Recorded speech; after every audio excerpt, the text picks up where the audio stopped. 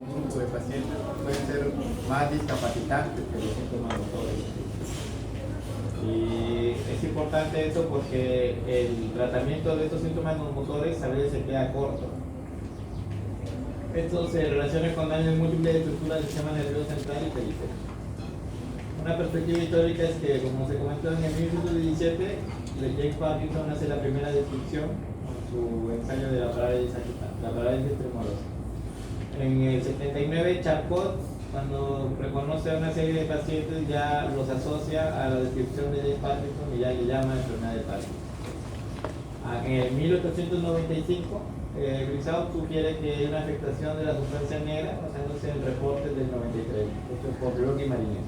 De anatomía patológica se ve que lo que se le llama sustancia negra en estos pacientes estaba muy comprometido.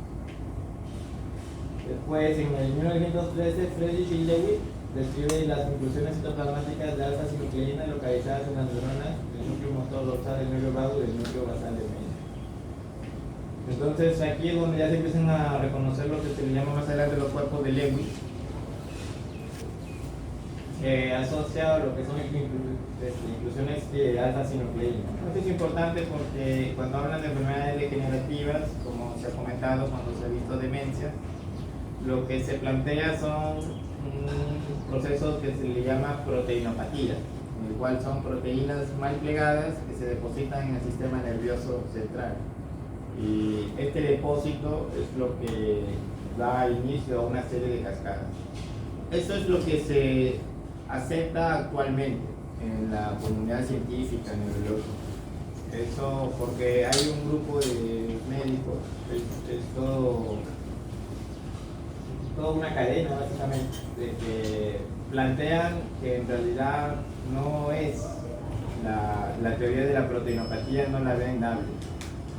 Ellos se basan en que más que una proteinopatía es lo que una proteinopenia, ya que tanto la alfa-sinucleína, la proteína beta-amiloide, son proteínas que de forma fisiológica están en el cuerpo. El paciente que fallece por otras cosas encuentran que tienen estos depósitos de proteínas sin necesidad de tener ese cuadro clínico. Entonces esto es lo que hace que algunos tengan ese tipo de observación. Eso va a ser importante porque probablemente que en unos años se plantee cosas distintas. Y también hay un grupo de médicos, en realidad esa es la mayoría del sector de neurología que ve movimientos involuntarios, plantea que la enfermedad de Parkinson en realidad son varias enfermedades que tienen una vía común en este cuadro clínico. Bueno, en el 1919 Tretjakov da nombre a la sustancia negra y enfatiza la importancia, como ya se ve. La microscopía electrónica en el 60 define los filamentos de corto de Lewis. En el 80 este dato es muy importante porque da pie a los modelos animales de enfermedad. Se identifica la MTB, sobre todo en Estados Unidos, en una región. Un médico a lo largo de 2 semanas diagnosticó Parkinson en casi 10 a 12 pacientes jóvenes. Entonces eso fue lo que llamó la atención y se hizo el reporte y después se empezó a investigar y se sabía de que estos jóvenes que tienen un laboratorio de drogas casero y en su afán de hacer la heroína que hacen, por así decirlo, una droga mal hecha y se identifica el MTBT y que eso afecta a la sustancia negra y que da los síntomas parkinsonianos. Entonces, ¿por qué es importante? Porque esto da lugar a lo que empiezan a ser los modelos animales para la enfermedad de Parkinson. Como ustedes saben, cuando se van haciendo los fármacos, normalmente hay modelos animales de enfermedad, lo que da pie a ampliar las investigaciones. En el 67 se sintetiza la levodopa, que es el fármaco que tiene mayor efectividad, mejor tolerancia y el más utilizado. Desde el 67 a la actualidad no se ha podido utilizar, no se ha podido crear una droga que sea adecuada a la levodopa para el tratamiento del Parkinson. En el 93, otro hito que generó un cambio en lo que es el manejo del Parkinson es cuando se utiliza la estimulación cerebral profunda. Después, Sylvain Sanderson sintetizado nuevos fármacos, han buscado muchas cosas para el tratamiento. Básicamente estas dos cosas son lo que han marcado un antes y un después. A nivel de epidemiología, lo que se sabe es que cada vez, como toda enfermedad neurodegenerativa, mientras la persona es mayor, es más probable tener este tipo de enfermedades. Se sabe de que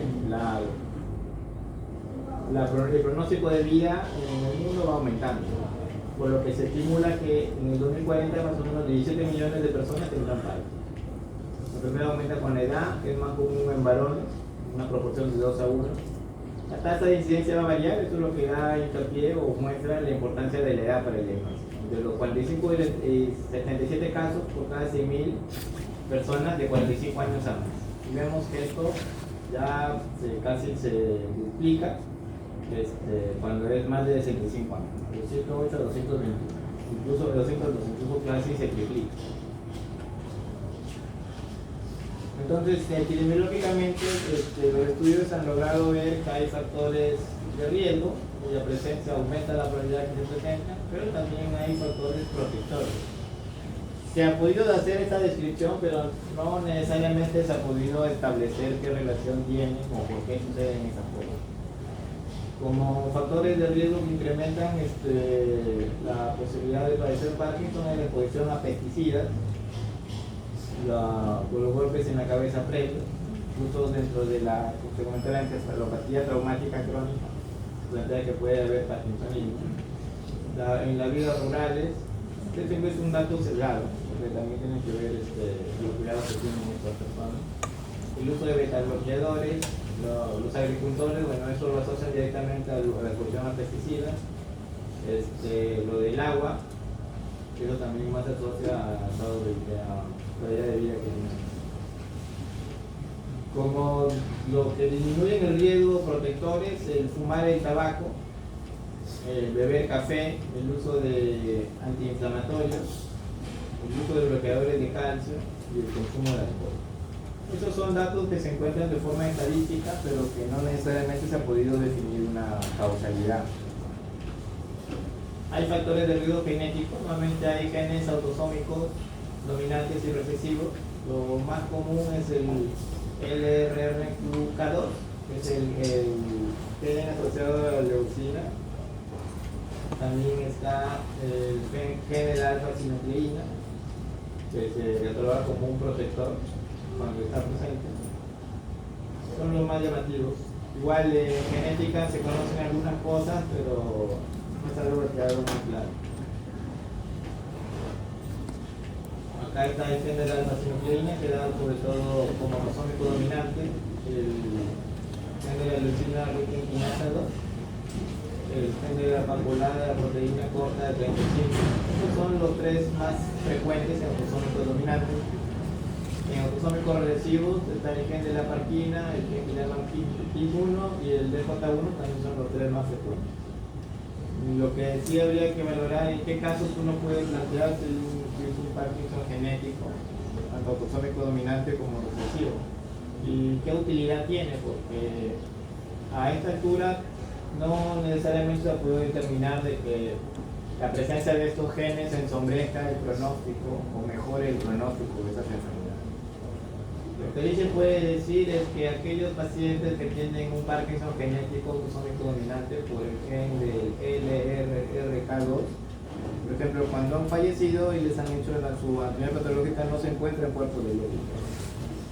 Entonces eso lleva a que este paciente sigue teniendo enfermedad de Parkinson, teniendo un síndrome de rígido cinético, respondedor a levodopa, que no tiene cuerpo de lógica. Las características clínicas, que es lo que más se va a ver, tenemos características motoras y características no motoras. Tenemos las características cardinales. Acá esto es algo que ha ido variando en el tiempo. Cuando se utilizaban los criterios diagnósticos del Reino Unido, esto era hasta casi en el 92, que describía que el síndrome parkinsoniano correspondía a estos tres: la disinesia, temblor, lo que suele ser un temblor de reposo, rigidez, inestabilidad postural. En los criterios actuales diagnósticos de la Sociedad de Movimientos Involuntarios, que se han hecho en el 2015, ya la inestabilidad postural no forma parte del núcleo motor del síndrome de Parkinson. Hay otras características que está el freezing de la marcha, las alteraciones posturales.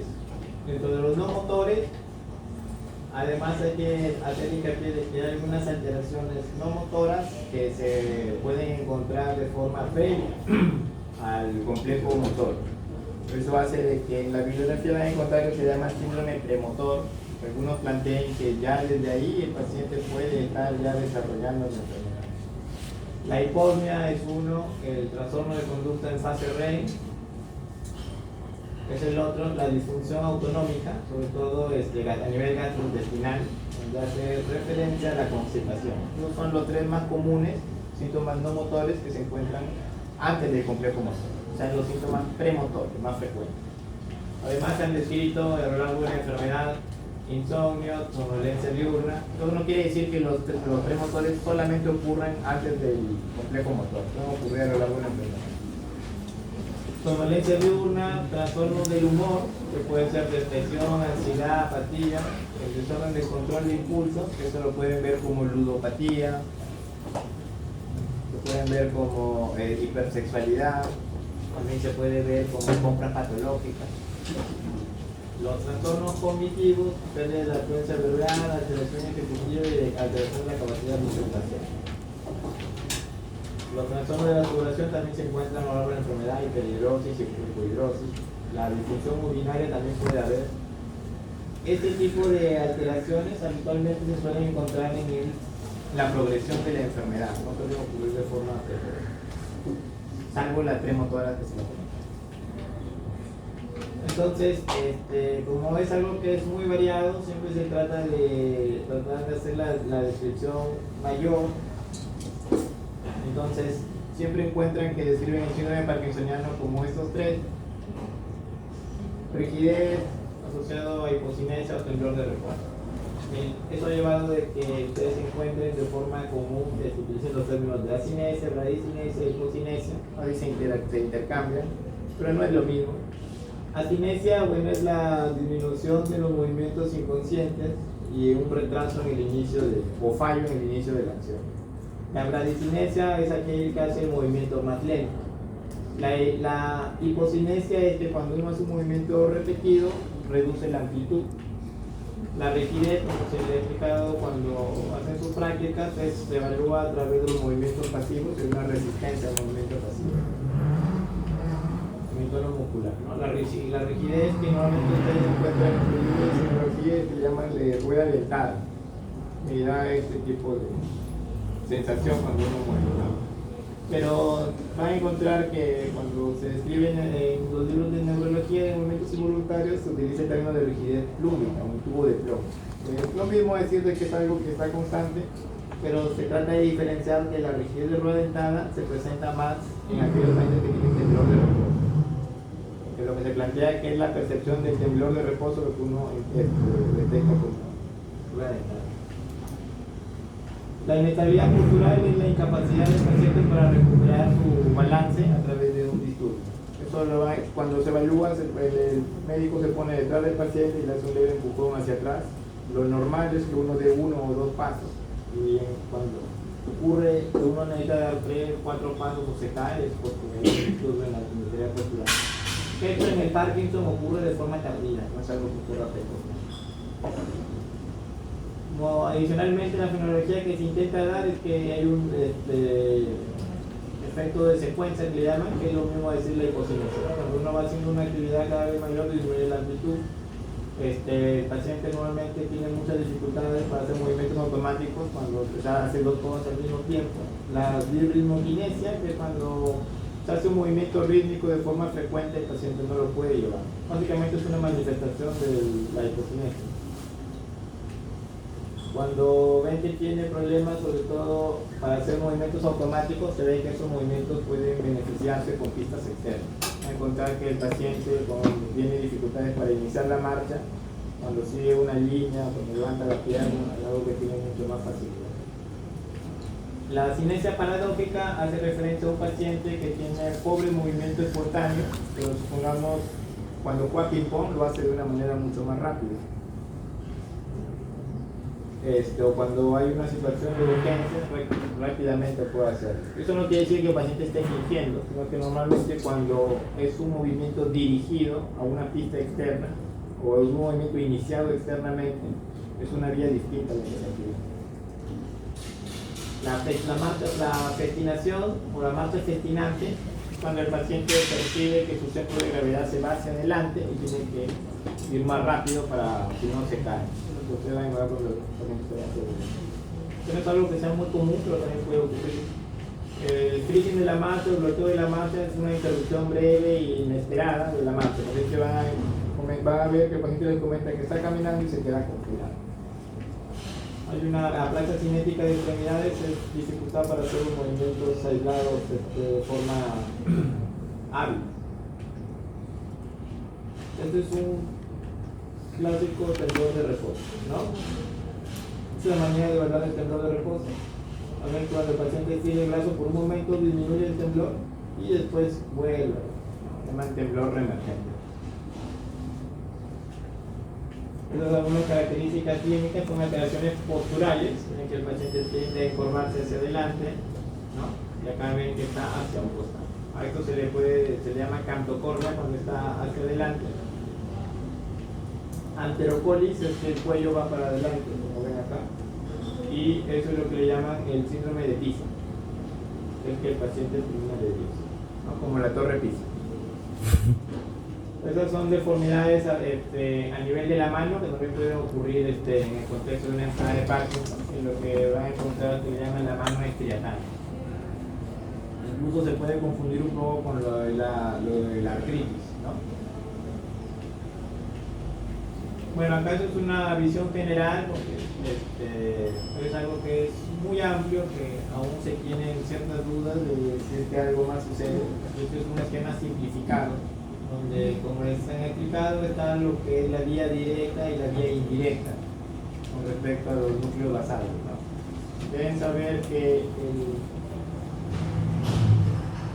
caudado junto con el putamen funcionan como vías aferentes de los núcleos basales, ¿no? Ellos van a recibir la información de la corteza y el globo pálido va a funcionar como la principal eferencia del núcleo basal. Entonces, se plantea lo que se ha visto de que la alteración en el estriato genera un desbalance entre la vía directa y la vía indirecta. Eso a que conlleva que hay un incremento en la actividad inhibitoria, tanto a nivel del globo pálido sobre el tálamo, como del estriato sobre el globo pálido externo. Pero también hay un incremento en la actividad excitatoria del núcleo subtalámico sobre el globo pálido. Yo sé que les puede parecer algo raro o complejo, pero estos estudios funcionales han ayudado para poder definir o valorar de que la cirugía funcional puede ayudar a determinados casos. Existe una vía que se le llama hiperdirecta, que supone que comunica la corteza directamente al núcleo subtalámico. Es, por así decirlo, que es lo que primero desencadena el movimiento, después la vía directa lo va preparando para poder iniciarlo y la vía indirecta le da por así decirlo, el stop o le da el afinamiento de su movimiento. Eso es en línea general de lo que se plantea de cómo funciona esto. Por eso, cuando hay una alteración en la vía directa, hay un trastorno, sobre todo para el inicio de los movimientos. Una alteración en la vía indirecta suele ocurrir lo que es en el movimiento, no hay como regular ese movimiento. ¿No? Eso lo pueden ver en lo que es la distonía, lo que es la corea. Fisiopatogénicamente, esto es lo que se ha visto y lo que lleva a la idea de pensar de que son varias enfermedades, ¿verdad? Se ve que hay un incremento en la acción de la alfa-sinucleína, hay una disfunción mitocondrial, todo eso se vio con esta droga del NPTP. Hay una disfunción lisosomal, hay alteraciones genéticas que no son de carácter autosómico dominante, pero por ejemplo la glucocerebrosidasa, se ha visto que se encarga del transporte lisosomal, que cuando hay una disfunción hay un mayor riesgo de tener enfermedad de Parkinson. La activación inmune y la neuroinflamación. Hasta ahora aún se plantea que podría haber un componente inflamatorio que desencadena este tipo de reacción. Esto es lo que se entiende de todas estas vías, que se supone que están afectando a muchos grados para poder completar en lo que es la generación de los cuerpos del ego y la pérdida neuronal, tanto a nivel del sistema nervioso central como el sistema nervioso periférico. Ustedes lo que van a encontrar ¿por qué es importante ese tipo de estas operaciones cuando las han hecho? Es lo que pueden proponer a tanto biomarcadores, que hasta el momento no hay, como a implicaciones terapéuticas. También aprovecho para decir que todo ensayo terapéutico modificador de enfermedad fracasa. Lo que van a encontrar, que es la teoría más aceptada por algunos con muchas observaciones, con muchos vacíos, que es lo que más se acerca en este momento, es la teoría de Brand, o de Sayajes de Brand, ¿no? Donde ellos plantean de que los depósitos de alfa-sinucleína siguen un patrón, ¿no? Que empieza a nivel del núcleo motor dorsal y que eso gradualmente va a ir aumentando. Va a la sustancia negra, al mesencéfalo, después va a la corteza de asociación y después se deposita en la corteza pulmonar. Acá lo que hace hincapié es que en teoría cuando ya el paciente tiene los síntomas clínicos, ya cuando tiene el complejo motor, ya está en un estadiaje 3, ¿no? Esto tiene muchas observaciones, no porque le quieren quitar méritos a Brand, porque cuando Brand presenta estos estudios en un grupo de cadáveres y hace una evaluación retrospectiva de los síntomas, no es algo que ocurría en un grupo de pacientes, pero no en todos.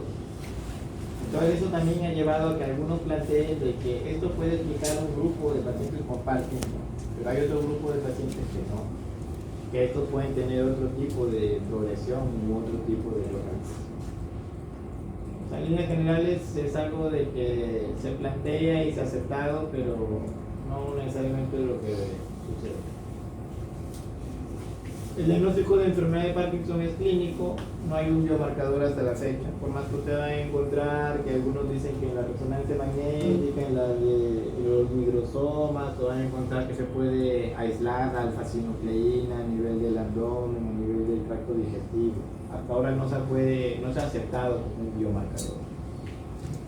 Biomarcadores que yo lo detecto, eso se asocia al diagnóstico de la enfermedad y además tiene pronóstico, o como lo utilizan en los marcadores tumorales, ¿no? Es algo que no se ha podido definir en el mercado.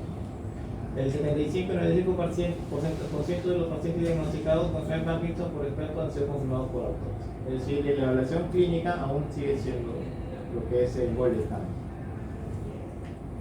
El diagnóstico va a variar considerablemente de acuerdo a la duración de la enfermedad, o sea, es decir, es distinto cuando uno diagnostica a un paciente con 1 año de enfermedad, con 4 años, con 5 años, con 7 años, tiene una lesión mucho más clara.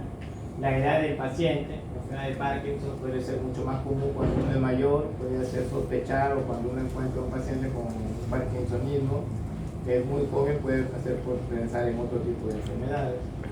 La experticia del médico, bueno, porque eso cuando uno conoce una cosa la puede reconocer, ¿no? Es algo mucho más difícil. Y la evolución del seguimiento de la enfermedad, ¿no? O sea, hay que entender de que esta enfermedad es bien heterogénea, porque a veces vienen pacientes que el médico les ha dicho que no tienen Parkinson porque ya tienen 8 años y aún caminan. En realidad es algo que es muy variable. Hay pacientes que 12 años, 20 años y llegan caminando a la consulta. Hay pacientes que a los 4 años tienen muchos problemas. Pero es algo que es muy variable y uno siempre debe de entender.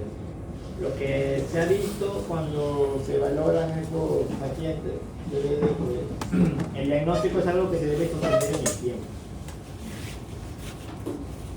Entonces, bueno, yo me voy a centrar en los criterios actuales, que está por la Asociación de Médicos Involuntarios, que salió en el 2015. Estos fueron diseñados específicamente para su uso de investigación, pero también se utilizan como guía general para el diagnóstico clínico. ¿Ya? Estos diagnósticos se centran en que uno debe detectar el síndrome motor. Vamos a encontrar criterios de apoyo, criterios de exclusión absoluta y señales de alerta. Los criterios de apoyo son aquellas condiciones que cuando están presentes aumentan la probabilidad de enfermedad de Parkinson. Los criterios de exclusión, es decir, su sola presencia ya descarta la enfermedad de Parkinson. Por ejemplo, la ataxia. La gente con enfermedad de Parkinson no tendría por qué tener ataxia. Señales de alerta son aquellas condiciones que pueden ocurrir en pacientes con Parkinson, pero también se han visto en otro tipo de enfermedades degenerativas. Entonces, su presencia nos alerta, como el mismo nombre lo dice, o nos pueden hacer plantear otro diagnóstico. Que no quiere decir que si están presentes no es Parkinson, porque los criterios de apoyo y las señales de alerta tienen que estar balanceados para poder definir enfermedad. Entonces, ¿cómo sigue el diagnóstico? Primero se define el parkinsonismo. ¿Cómo definimos el parkinsonismo? El paciente tiene bradicinesia aunado a uno de los dos, o rigidez o temblor de reposo. La bradicinesia, como hecho de la lentitud del movimiento, también se complementa con la hipocinesia, que es la reducción de la amplitud. La rigidez, como ya se ha dicho, la rigidez tubo de plomo, la resistencia independiente de la velocidad del movimiento pasivo. Y el temblor de reposo, la extremidad tiene que estar completamente en reposo. Si es el pie, tiene que estar el paciente apoyado completamente. Si es el brazo, igual puede ser en el regazo o puede ser en la silla. Se hace una maniobra distractora, ¿no? Tiene que tener esa frecuencia. Normalmente, eso no quiere decir que cuando ustedes ven un paciente con temblor, tienen que mandarlo a que se haga una electrocardiografía para medir el temblor. Entonces, según las características se van a poder dar cuenta. Si es de alta amplitud, si es de alta frecuencia, de media frecuencia, baja. Una vez que se establece que tiene parkinsonismo, se tienen que aplicar los criterios, ¿no? Entonces, aquí nosotros tenemos básicamente dos situaciones: la enfermedad de Parkinson clínicamente establecida, que requiere que no haya criterios de exclusión, tienen que haber al menos dos criterios de soporte, no hay bandera roja. Para decir que es clínicamente probable, no hay criterios de exclusión, hay una bandera roja o hay dos banderas rojas, pero están contrarrestadas por los criterios de soporte. Ya, bueno, acá esto es lo mismo. Entonces, estos son los criterios de apoyo. Hay una respuesta dramática y clara a la terapia dopaminérgica, sea levodopa, sea tramipexol, sea bromocriptina. ¿Y a qué le llaman una respuesta dramática o beneficiosa? Es normalmente uno puede utilizar una escala que se llama la escala del UPDRS-3, que puede hacer al paciente sin efecto del medicamento, le da el medicamento, lo reevalúa y hay una variación del 30%. La escala del UPDRS, mientras es mayor, es más severo el síntoma del paciente. Otra cosa es el familiar o el acompañante, que es un acompañante confiable, nos dice, no, el paciente sí está mucho mejor con el o el mismo, a veces el mismo paciente. Pues lo dice, claro, subjetivamente, claramente documentado marcado. Otros son las fluctuaciones motrices, que el paciente toma su pastilla, a veces la pastilla ya hace efecto, cuando va terminando el efecto de la pastilla vuelven los síntomas parkinsonianos, pero las fluctuaciones motrices también se catalogan como criterio de apoyo. La presencia de disquinesias inducidas por levodopa. Cuando la enfermedad progresa, van a encontrar que cuando se toma su pastilla, así como mejoran sus síntomas, se verá un movimiento simultáneo. El temblor de reposo en una extremidad también es un criterio de soporte. Y bueno, la presencia de pérdida olfatoria o de relación simpática cardíaca. Eso es algo que acá, al menos en el Perú, no hay ese tipo de estudios. Los criterios de exclusión, por ejemplo, anormalidades cerebelosas, parálisis vertical, finalidad supranuclear, o hay sacadas o el enriquecimiento de movimientos verticales sacádicos. El diagnóstico de una demencia frontotemporal, variante conductual o afasia primaria progresiva en los primeros 5 años de la enfermedad.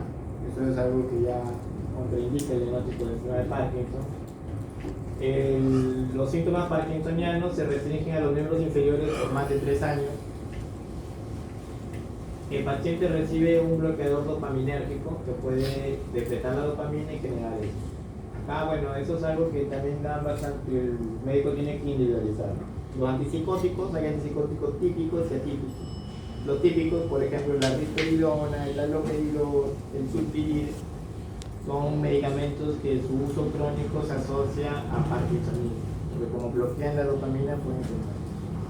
Entonces, cuando el paciente está usando esto, por ejemplo, viene un paciente con unos antecedentes de esquizofrenia que lleva tomando por 10 años risperidona, ustedes se encuentran que tiene un síndrome de Parkinson. Es una posibilidad que esto sea por la medicación.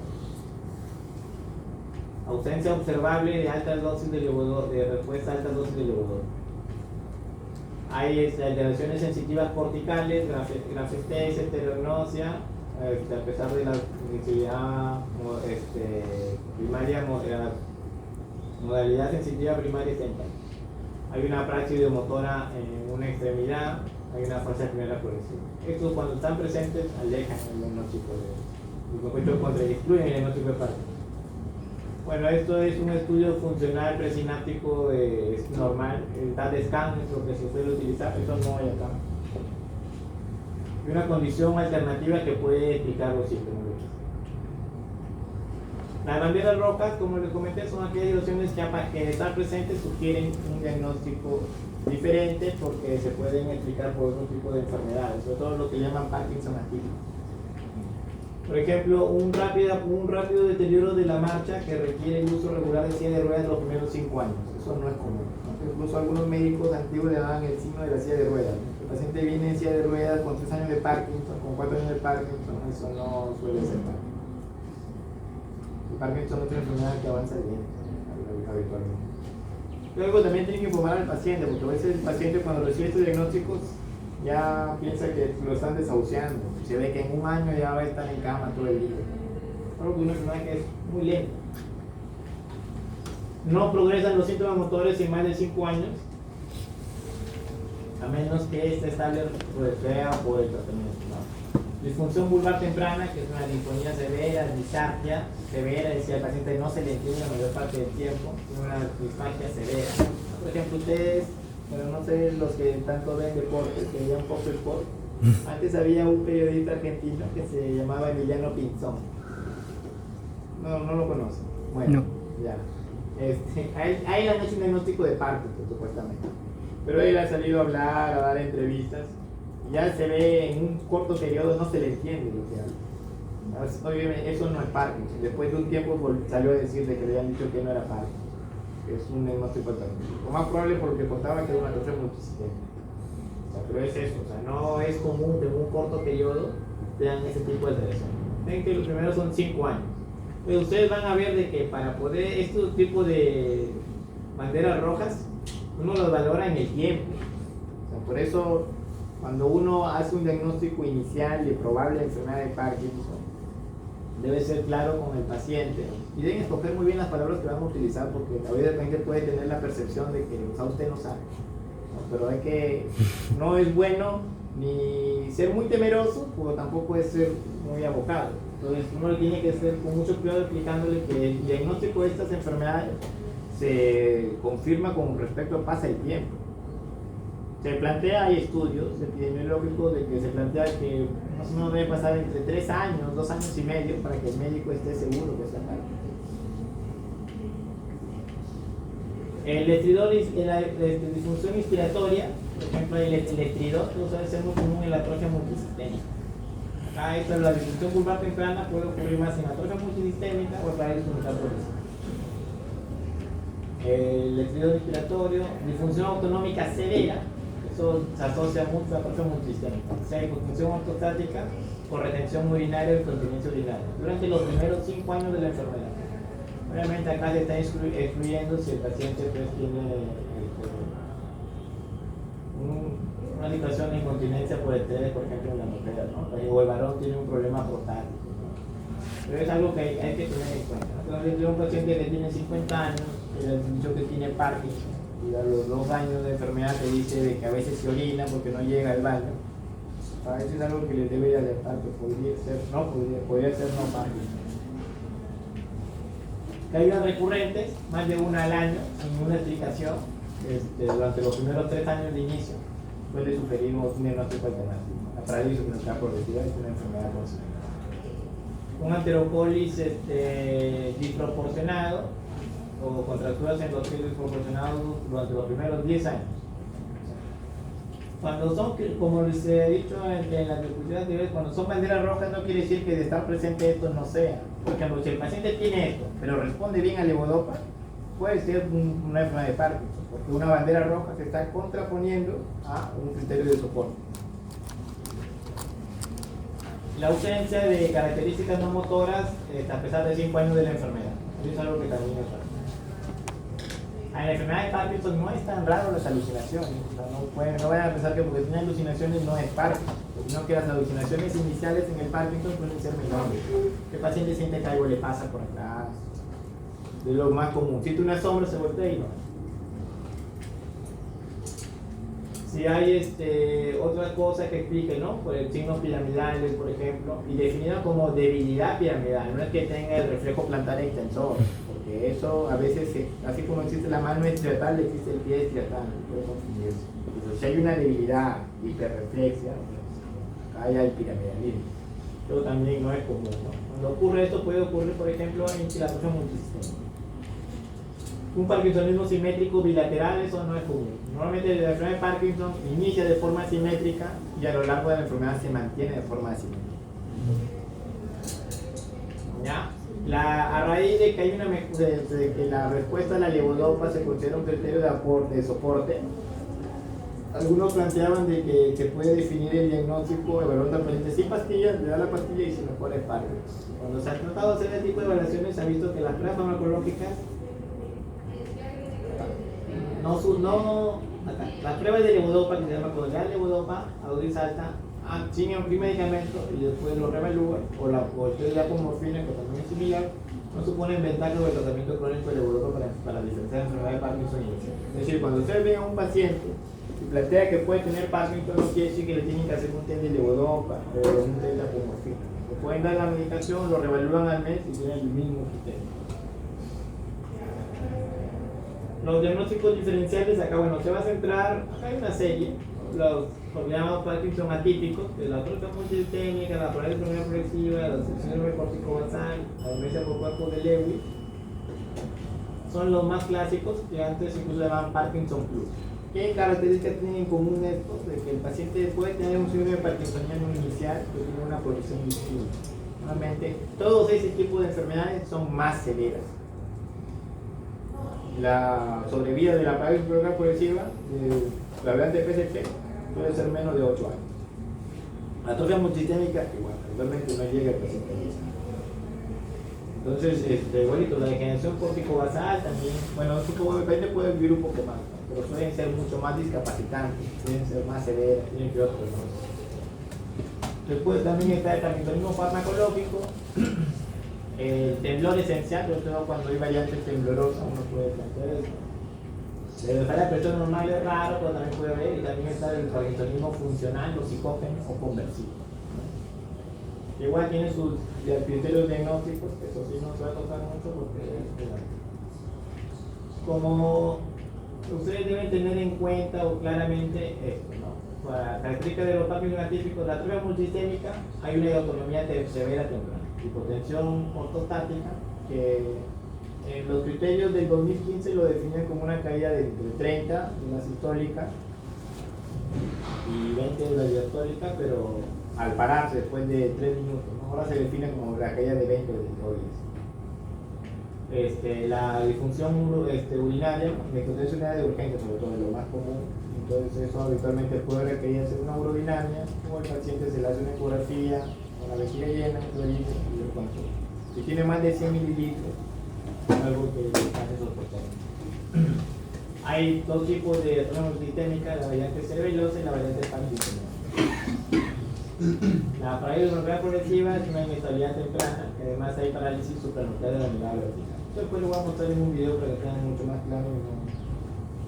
El parkinsonismo, la degeneración corticobasal debe ser un parkinsonismo asimétrico, como estamos necesitando, no responde a levodopa, pero además tiene síntomas corticales. La mano ágil, la esterinosis, por eso se le va a poner un video. La demencia por grupo de Lewy, como se ha dicho, es normalmente un parkinsonismo aunado de demencia con un año de diferencia. Es la norma de un año de forma arbitraria.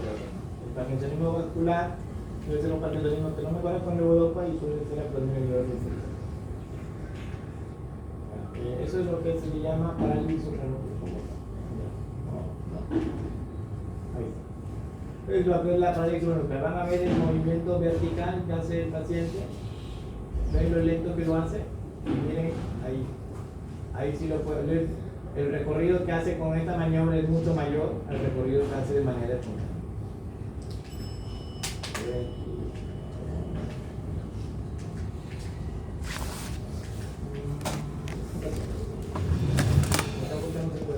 A ver. Ahí pueden hacer lectura y eso. Mira, esa es la inestabilidad postural cuando dice P2. Esa es la prueba que se hace en el paciente. Lo normal es que el paciente tiene 2 pasos. Es lo normal. Ustedes se lo hacen, puede quedarse quieto, moverse uno, pero cuando requiere más de 2 pasos está alterado.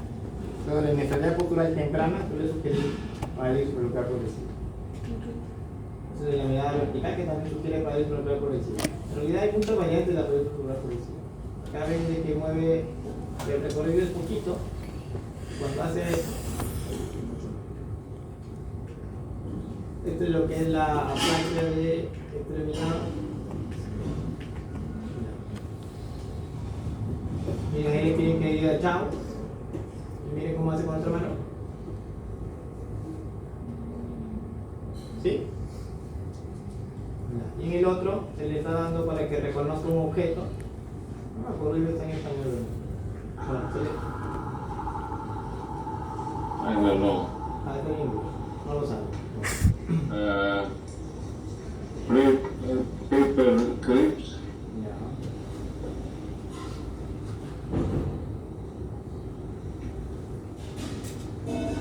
No idea. Coin. ¿Ya? Eso es claro. Cuando el paciente no reconoce con la movilidad, lo que se llama es esternosis. ¿Ya? Este es el fenómeno de la mano, de la extremidad alguien. 8 personas. A ver, la cantidad explica ahí porque no sé qué tiene esta cosa.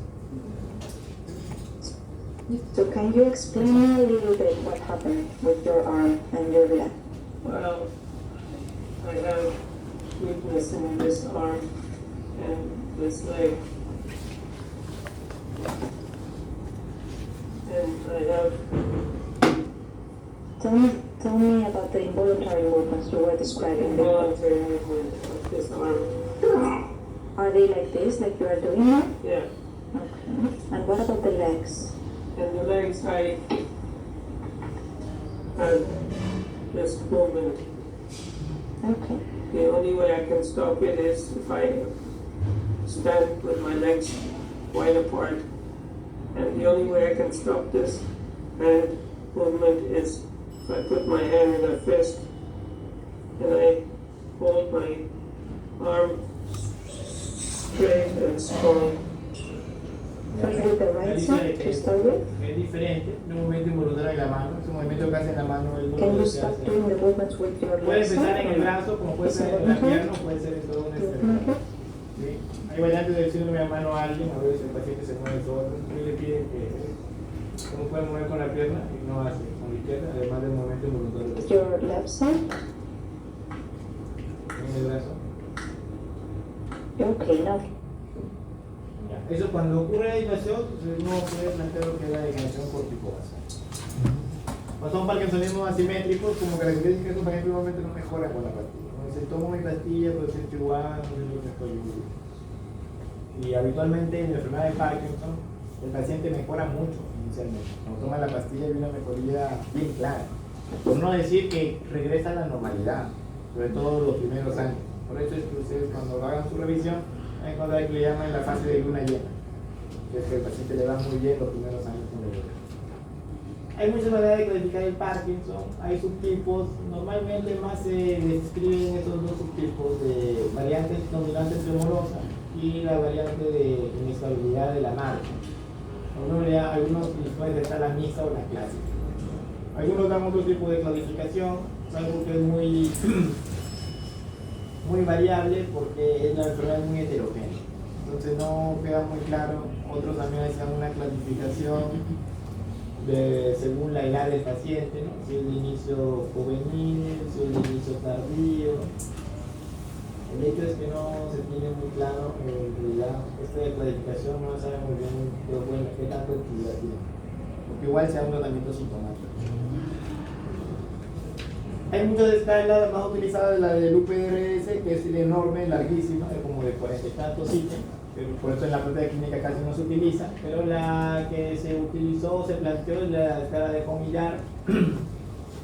La primera escala que se hizo no tenía los puntos 5, después se agregó el punto 5 porque se veía de que la enfermedad a veces podía ser unilateral y haber también afectación axial, un poco de inestabilidad. Entonces por eso se agregó ahí. Pero se ha visto de que se puede asociar o puede ser útil como un seguimiento. Pero igual hay pacientes que a veces se salen de esta norma y van un poco diferentes. Es mucho más fácil de aplicar, eso uno lo ve, examina al paciente y puede tener claramente cómo funciona. Entonces, normalmente se hace hincapié en la progresión de la enfermedad, ¿no? La historia del Parkinson normalmente es una enfermedad lenta, ¿no? Acá suponen 20 años, un ejemplo. Acá cuando el joven menos 10, menos 20 hace referencia a los síntomas premotoros. Normalmente es hiponia, personas con síntomas cercanos, constipación.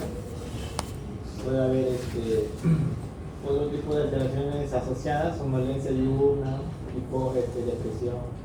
Y acá ya cuando tiene el síndrome motor nuclear, por así decirlo, se pueden asociar otras cosas, ¿no? Dolor, fatiga, trastorno cognitivo, síntomas urinarios, función ortostática, violencia. Este gráfico hace referencia a que esto suele ocurrir de forma tardía. No quiere decir que como un reloj a los 10 años lo ocurre. Después puede haber lo que es un compromiso axial mucho mayor, hay disfagia, inestabilidad postural, crisis neuronal, empiezan a ver acá las fluctuaciones motrices. Algunos la definen como ya que en ese lado está avanzado, y eso que acá hay alguna complicación, quizás debe ser un poco más difícil. Cuando hablamos de progresión, sobre todo hablamos de las complicaciones motrices, que es lo que me voy a centrar aquí, son las fluctuaciones que pueden ser motrices como no motrices, según lo que afecta. Motrices hace referencia a los síntomas de rigidez, de distonía, síntomas parkinsonianos o los movimientos involuntarios de las bicicletas. Que según su afección temporal con la levodopa se clasifican como se dice que cuando el paciente está con los síntomas parkinsonianos se le llama estar en off. Cuando está en un buen estado con el efecto dopaminérgico se llama on. Entonces hay un enlentecimiento de un wearing off lento, es decir, vuelven a tener los síntomas del paciente. Hay un inesperado off, el paciente ha tomado su pastilla, antes duraba 3 horas, pero él se da cuenta que toma y a la hora se vuelve a poner mal, sin que nada le avise. Puede ser de forma aleatoria. El super off, el paciente no sale, tiene síntomas muy severos. El retraso de dosis, el paciente toma su pastilla, normalmente a la media hora le hace efecto, pero siente que pasa una hora, hora y media y recién le hace efecto. La falla de dosis, tomé mi pastilla, no me hizo efecto, pasaron 3 horas, tomé la otra pastilla recién. La respuesta es algo que también puede variar con las proteínas animales, pero es algo que tienen que tener bastante en cuenta cuando dan levodopa. Normalmente se toman con el estómago vacío, no fuera su apetito. Hay un freezing transitorio. Las disquinesias pueden ser de tipo de dosis, que es corea, vagismo, distonía. Yo tomo mi pastilla, al momento que hace efecto en el involuntario. Hay alteraciones difásicas, al inicio hay corea, cuando baja el efecto de la levodopa hay una distonía.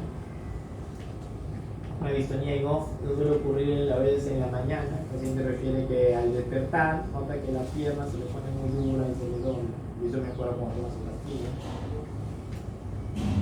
Pueden haber también mioclonías, no es tan común, ¿no? Puede haber simultáneamente disquinias de parkinsonismo.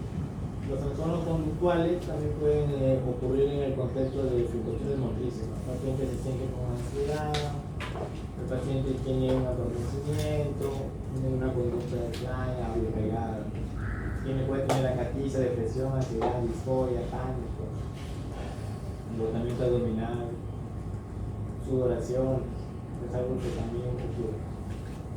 Entonces el tratamiento siempre es el tratamiento sintomático, no hay modificador de la enfermedad. Hace muchos años se planteaba de que las disquinesias que ocurrían por levodopa eran solamente por la levodopa. Entonces eso llevaba a que hace un tiempo se tomaba una iniciativa que llamaban retraso de levodopa. Entonces tú diagnosticabas a un paciente con Parkinson y evitaba darle levodopa, planteando de que el paciente va a hacer disquinesias por tomar levodopa, entonces es mejor que las haga de forma más tardía. Esto ya se ha evaluado, ya se sabe que las disquinesias son productos de la enfermedad, de la progresión de la enfermedad. El estudio que terminó de dejar claro la situación Es un estudio que es muy famoso, que el autor es Siria, donde está en la revista El Brain, donde encontraron a pacientes del África subsahariana, donde no había levodopa en ese país. Entonces recibían otro tipo de esquema. Ellos tenían ya 5 años de evolución, unos 4 años de evolución, y cogieron a pacientes con reciente diagnóstico de Parkinson militar. Y después les dieron levodopa juntos, uno ya con enfermedad de 3 a 4 años y otros de reciente. Hicieron discinesis al mismo tiempo. Entonces eso te dice que la discinesis es producto de la enfermedad, no el producto del uso del levodopa. Lo que sí es cierto es que sí se asocia a la cantidad. Entre más levodopa tomas, más probable que tengas discinesis. Entonces eso hace que cuando uno empieza a manejar eso, el concepto es que el paciente tiene sus síntomas que le generan incomodidad, incapacidad, tiene que recibir tratamiento. El tratamiento más efectivo es la levodopa, el más efectivo y el mejor tolerado. Entonces se le empieza el levodopa. La levodopa se empieza a la menor dosis posible. Y ya cuando uno necesita hacer aumento de otros medicamentos, puede usar otros fármacos. Lo más común, la levodopa viene con carbidopa, como también puede venir con benseracida, que lo que hace es que esté más disponible levodopa en el encéfalo. Hay otros que son los inhibidores de la COM, que es el entacapone, el opicapone, tolcapone, entonces acá en el Perú. Están los inhibidores de la MAO, que es una enzima que degrada la levotadopamina. Está la rasaquilina, la seletilina, últimamente salió la safinamida. La rasaquilina, cuando recién salió un estudio que se llamaba DATATOP, se planteaba que la rasaquilina modificaba la enfermedad, era un neuroprotector. Después se vio que eso no. Los agentes dopaminérgicos también actúan sobre los receptores de levodopa, pero tienen un perfil con una potencia menor. El pramipexol, ropinirole, pilibendil. Acá en el Perú sobre el pramipexol. También está la bromocriptina. La bromocriptina le han hecho una mala fama. Cuando ustedes lean aguantes dopaminérgicos van a encontrar que hay aguantes dopaminérgicos ergóticos y no ergóticos. Los ergóticos está la bromocriptina. Se veía que con los ergóticos hubieron algunos casos de calcificación cardíaca y entonces por eso se le puso la cruz a la bromocriptina. Pero en realidad que eso es algo que es poco común. Pero bueno, ya salió el pramipexol, ya casi no encuentran bromocriptina. Es raro que en la práctica alguien recete bromocriptina. Si ustedes ven o lo hacen, no quiere decir que lo han hecho mal o que están desactualizados. Eso depende de muchas cosas. Pero la bromocriptina, lo que les quiero decir es que no es un medicamento que esté proscrito. Las calcificaciones son muy infrecuentes y podrían reflejar. La apomorfina no hay acá, la rotibotina viene en parches, tampoco hay acá. Actúan sobre de distintos receptores.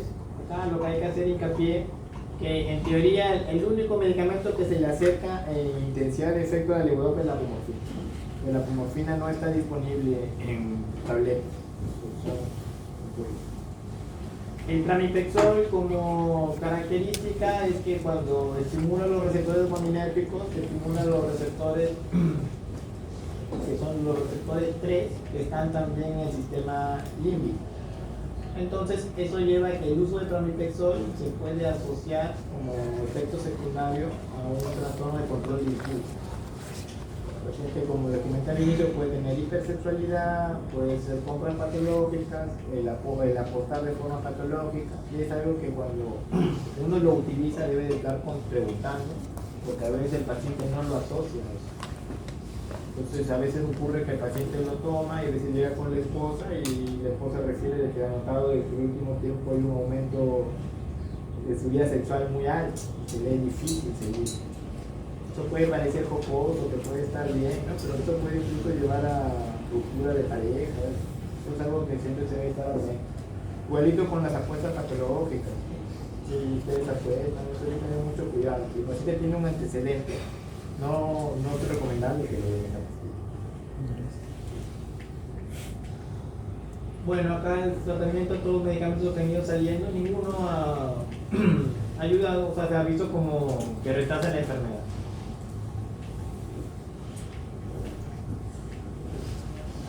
Siempre hay que ver de que el tratamiento farmacológico va de la mano del tratamiento no farmacológico, ¿no? Tiene que hacer terapia física, sobre todo a veces la rigidez, esto puede conllevar a dolor articular.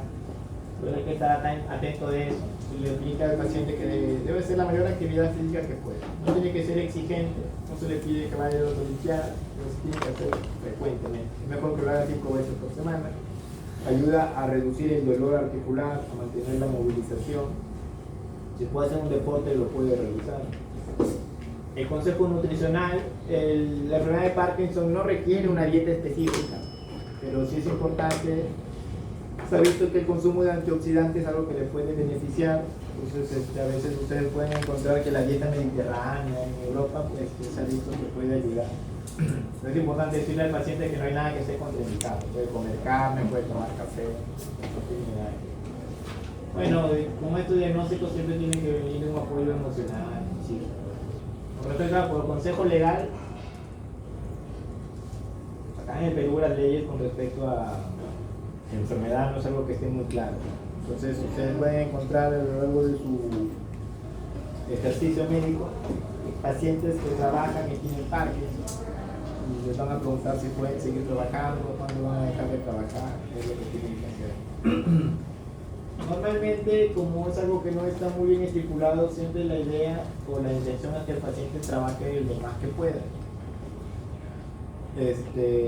Porque recuerda que cuando uno se jubila, las jubilaciones normalmente no suelen alcanzar, porque requiere un gasto muy alto, ¿no? Cuando uno se jubila por AFP o por la ONP, eso implica de que tiene que tener su seguro médico hasta los 105 años.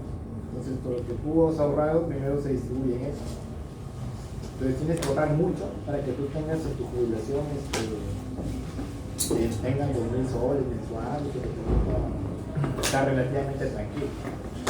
Pero también no hay que ir al otro lado de que al paciente lo van movilizando y le van poniendo menor pago y después termina con un pago muy chiquito. Entonces hay que siempre tratar de ver eso. Tiene que mucho que ver la relación que tenga el paciente con su empleador. Además, como consejo legal, lo ideal es que estos pacientes tengan seguro de salud particular o estatal, si vean en la situación, que van a requerir asistencia. El farmacológico, bueno, está la levodopa, los hormonitos dopaminérgicos, también está la amantarina que se puede utilizar para las fluctuaciones motrices, la safinamida, que se ha dicho es muy poco uso, no la tengo en Perú, la tacapona igual. Y es un manejo que uno debe de regular según las fluctuaciones motrices que tenga. El tratamiento invasivo, por así decirlo, o las terapias de segunda línea, que se le llaman, están los sistemas de perfusión, sobre todo puede haber que le coloquen una levodopa nasoilirenal. También ahora se ha hecho la levodopa en infusión para una gastrostomía que se puede colocar. También está el sistema de infusión de la apomorfina, que se puede poner su término. Y quirúrgico es la cirugía, que puede ser una cirugía lesional, donde se hace una lesión, los targets son el subtálamo, el globo pálido, o a veces el núcleo ventral intermedio del tálamo, o la cirugía funcional. ¿Qué ventajas tiene una sobre otra? Que la cirugía lesional solo se hace unilateralmente, no se puede hacer lesión a ambos lados porque hay efectos secundarios muy severos. Ahora se están tratando de plantear que podría hacerse de una manera muy controlada bilateral, ¿no? Pero aún no se ha puesto de forma clara eso. Y la cirugía funcional sí se hace bilateral. La cirugía funcional le colocan electrodos, se crean campos magnéticos y se puede olvidar. Estos tipos de tratamientos no son curativos, son tratamientos que ayudan a mejorar los síntomas del paciente. Normalmente se dan cuando el paciente tiene fluctuaciones motrices, o sea, disinesia inducida por levodopa, retraso de dosis, Wellington, predecible, ese tipo de situaciones cuando son muy frecuentes, el manejo requiere ese tipo de esquemas. Bueno, acá está la levodopa, los abortos médicos neurológicos, el pranitazol, los clorofluorina, los inhibidores de la MAO, los inhibidores de la COM, antagonista de la adenosina A2A receptor, es nuevo, pero todavía no está muy claro. Los anticolinérgicos, acá no pone piperideno porque este es sacado de orina y uno es piperideno, pues en Estados Unidos, y utilizan el trihexifenilina. El hiperidiano es un anticolinérgico, su efecto secundario mayor, son los síntomas que afectan este tipo de sistemas, por ejemplo la boca seca, la retención urinaria. Hay que tener cuidado cuando se utiliza. Es un medicamento que se ha visto que reduce el temblor, no de forma muy clara, pero se sabe por qué, pero se ha visto que puede reducir. La amantadina, bueno, es un antiviral que se vio de que puede ayudar, pero también tiene un antagonismo sobre el receptor de NMDA, sobre todo utiliza para la disinesia. La disinesia inducida por levodopa. Los síntomas neuropsiquiátricos, bueno, como he dicho, son varios, cada uno tiene un tratamiento que parcial, puede ayudar. Lo que sí, cuando el paciente tiene psicosis o alucinaciones, hay que revisar que no sea por los fármacos, porque a veces el pramipexol, luego esas altas de levodopa también pueden inducir una actividad. Cuando hay salivación, que es muy frecuente, puede beneficiarse de aplicación de toxina botulínica. La sudoración excesiva no tiene tratamiento, la reducción gastrointestinal a través de la dieta. El tratamiento es parcial. Por ejemplo, para el se puede dar amitriptilina, paroxetina, venlafaxina. Para la psicosis, clozapina es lo que más se sugiere porque es un antipsicótico que no genera aumento de los síntomas parkinsonianos, pero tiene como dificultad que la clozapina se asocia a gran neurocitosis. Entonces hay que tener cuidado con utiliza. La quetiapina también se puede utilizar. La primavanserina no, y acá es un antipsicótico que tiene una mecanismo de acción muy diferente, pero no hay acá y tiene una acción muy tardía. O sea, uno le pide tomar y los efectos se ven después de 4 semanas. La hipertensión ortostática puede utilizarse hidroxidopa, fluorocortisona. La complicación es solo con dieta de lograr la persona. Son muchos síntomas que su tratamiento suele ser sintomático con mejoría parcial. Ya cuando el paciente tiene este tipo de complicaciones, el manejo suele ser un poco difícil. La terapia de segunda línea, ¿cuándo se da? ¿No? Normalmente siempre es grave, cuando el paciente tiene complicaciones.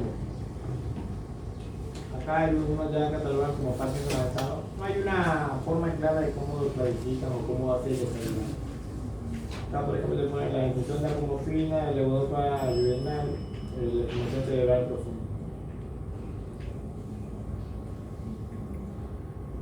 Cuando el paciente, por ejemplo, ya llega en ese estado, donde los síntomas resisten a la levodopa, o sea, toma su pastilla y no mejora, y no le hace el test de levodopa y esa infección persiste.